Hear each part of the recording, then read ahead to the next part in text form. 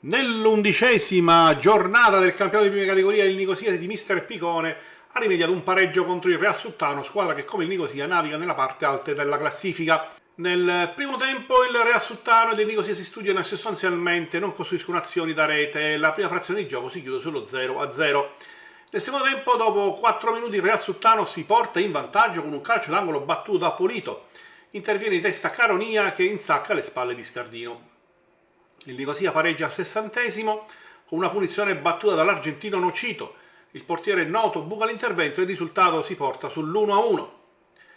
Nel finale il Real Suttano tenta di riportarsi in vantaggio, ma nel finale rischia con 2 contropiedi del Nicosia. Pareggio sostanzialmente giusto che proietta il Nicosia al sesto posto con 16 punti e nel prossimo turno affronterà in casa il Riesi, squadra attualmente terzultima in classifica con 9 punti.